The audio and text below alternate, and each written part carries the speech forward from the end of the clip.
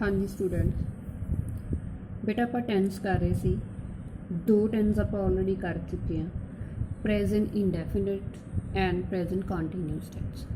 सो अज आप third tense कर रहे हैं प्रेजेंट परफेक्ट टेंस। इसका रूल देखो, इस दे विच सब तो पहला आएगा सबजैक्ट। इस आप दो हेल्पिंग वर्ब यूज़ कर सकते हैं हैज़ और हैव। इन्होंने दोनों चो आप एक चूज़ करना होगा। वर्ब की थर्ड फॉर्म ऑब्जैक्ट।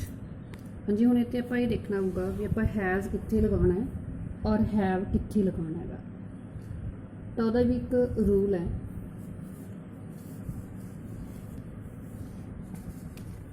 जे अपना सबजैक्ट होगा सिंगुलर तो आप हैज़ यूज़ करांगे, जे अपना जिहड़ा सबजैक्ट होएगा प्लूरल तो आप हैव लगावांगे।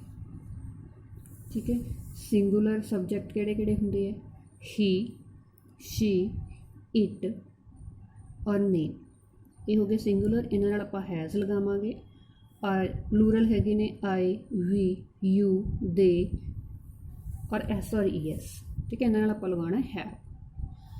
और इहदे विच फॉर्म लगेगी थर्ड। तुहानूं फस्ट फॉर्म दित्ती हो, तुसीं उहनूं थर्ड दे विच कन्वर्ट करना होगा। लास्ट उपर आएगा ऑब्जैक्ट।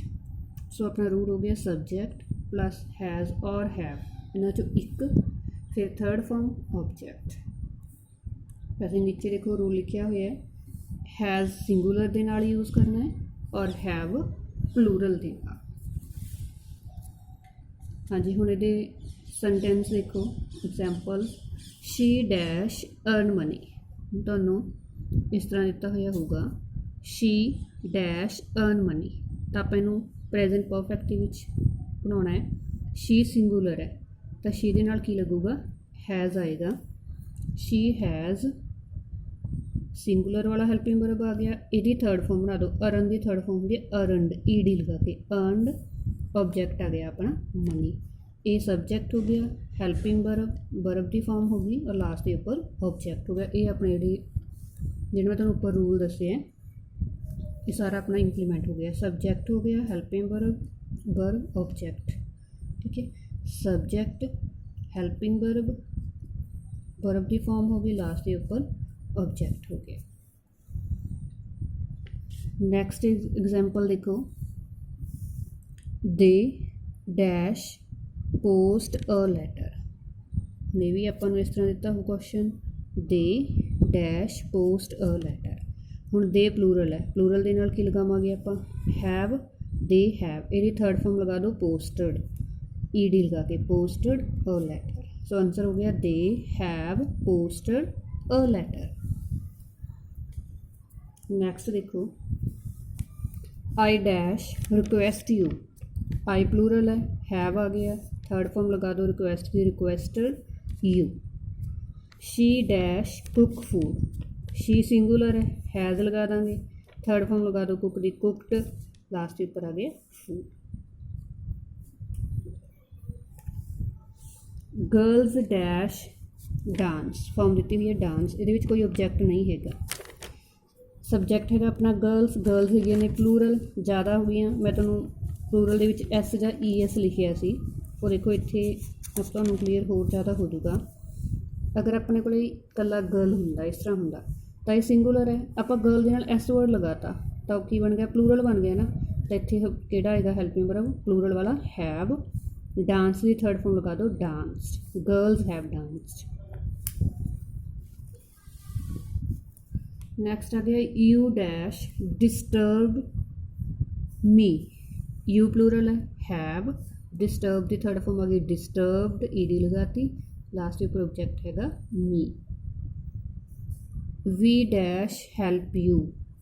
वी प्लूरल है, हैव, थर्ड फॉर्म आ गई हेल्प की हेल्प्ड, लास्ट के ऊपर आ गया you. He dash ask a question. He singular है, हैज़, थर्ड फॉर्म आ गई ask the, asked a question. ठीक है बेटा, ये हो गई अपनी अफर्मेटिव फॉर्म जिसका रूल हो गया सबजैक्ट, हैज़ और हैव, थर्ड फॉर्म ऑब्जैक्ट। मीनस कि तुसीं सिर्फ आ वाली दो चीज़ों याद रखना होंगे, हैल्पिंग वर्ब और वर्ब, क्योंकि अपन सबजैक्ट ऑब्जैक्ट अपन क्वेश्चन दिते हुए होंगे ने। हाँ जी, ਇਹਦੀ ਹੁਣ ਆਪਾਂ ਕਰਦੇ ਹਾਂ ਨੈਗੇਟਿਵ ਫਾਰਮ। ਨੈਗੇਟਿਵ ਦਾ ਰੂਲ ਦੇਖੋ ਸਿੰਪਲ ਹੁੰਦਾ, ਜੋ ਵੀ ਹੈਲਪਿੰਗ ਵਰਬ ਆਪਾਂ ਅਫਰਮੇਟਿਵ ਦੇ ਵਿੱਚ ਯੂਜ਼ ਕੀਤੇ ਆ ਉਹਨਾਂ ਤੋਂ ਬਾਅਦ ਨਾਟ ਲਗਾ ਦੇਣਾ, ਬਾਕੀ ਸਾਰਾ ਰੂਲ ਸੇਮ ਰਹੂਗਾ। ਸਬਜੈਕਟ ਹੈਲਪਿੰਗ ਵਰਬ ਹੈਜ਼ ਔਰ ਹੈਵ ਚੋਂ ਇੱਕ, ਨਾਟ, ਥਰਡ ਫਾਰਮ, ऑब्जेक्ट।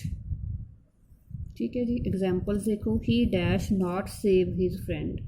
ही सिंगुलर है, हैज़ आऊगा, नेगेटिव है नॉट आ गया, थर्ड फॉर्म आ गई सेव दी, saved his friend. He has not saved his friend. Malcolm dash not see a grizzly. Malcolm name है किसी का, सिंगुलर है, हैज़ लगेगा, नेगेटिव है तो नॉट लगा दो, सी दी थर्ड फॉर्म आ गई seen a grizzly. They dash not catch a fish. They plural है, हैव नॉट, कैच की फॉर्म होंगी caught, catch caught caught a fish. ठीक है जी, लो बेटा हो गया अपना नैगेटिव। नैगेटिव आ गया सब्जैक्ट हैल्पिंग वर्ब हैज़ और हैव, नॉट, थर्ड फॉर्म। ठीक है, सिर्फ तुसीं कि नॉट इतने क्वेश्चन च दिता होया होवे, तुहानूं ज़्यादा याद रखने की जरूरत नहीं। जो क्वेश्चन च नॉट आ गया तो ओबवियसली अपने आंसर के भी नॉट आएगा, जे क्वेश्चन दिता होया तो आंसर च भी आ गया। थर्ड फॉर्म आ गई अपनी इंटैरोगेटिव, जिन्होंने आप क्वेश्चन मार्क वाली कह देंगे हैं। ठीक है, इंटैरोगेटिव का रूल की होंगे, सिंपल है, जो आप अफर्मेटिव ਦੇ ਵਿੱਚ ਹੈਲਪਿੰਗ ਵਰਬ ਯੂਜ਼ ਕੀਤੇ ਆ ਉਹਨਾਂ ਨੂੰ ਆਪਾਂ ਸਬਜੈਕਟ ਤੋਂ ਵੀ ਪਹਿਲਾਂ ਯੂਜ਼ ਕਰ ਲਾਂਗੇ। ਹੈਲਪਿੰਗ ਵਰਬ ਆਪਾਂ ਯੂਜ਼ ਕਰ ਰਹੇ ਸੀ ਹੈਜ਼ ਔਰ ਹੈਵ, ਅੱਗੇ ਆ ਜਾਣਗੇ subject, third form, object, sign of interrogation. Example dash he buy a cycle. Yes, he singular है, इत्थों चैक करोगे सिंगुलर है तो अगे हैज़ आऊगा, जिथे प्लूरल होंदा तो हैव आ जाता। Has he, third form buy दी, bought a cycle, sign of interrogation. Dash we dash read a telegram. We plural है, हैव आएगा, हैव वी, रीड दी थर्ड फॉर्म आ गई रेड। ठीक है बेटा, स्पैलिंग सेम रहते हैं, फस्ट फॉर्म में रीड बोलते हैं, सैकेंड और थर्ड में रेड बोलने। A telegram, sign of interrogation. दो एग्जाम्पल्स और देख लो, dash she plant a tree, sign of interrogation. तो हम शी सिंगुलर इत्थे की आएगा has,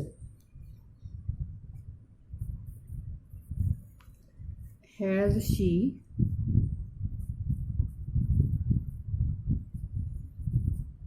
planted a tree। Next है dash you dash take a test, sign of interrogation. You हैगा प्लूरल तो इत्थे लिखो have, have you, take the third होंगी है taken, take took taken, taken a test. तो जी हो गई अपनी इंटरोगेटिव फॉर्म। इंटरोगेटिव फॉर्म एक बार फिर तो रूल देख लो, सबजैक्ट तो पहला has have, third form object. ठीक है जी, लो बेटा इन्हों के नाल दे कुछ सेंटेंस बना के देख लियो, प्रैक्टिस जरूर कर दो। Thank you.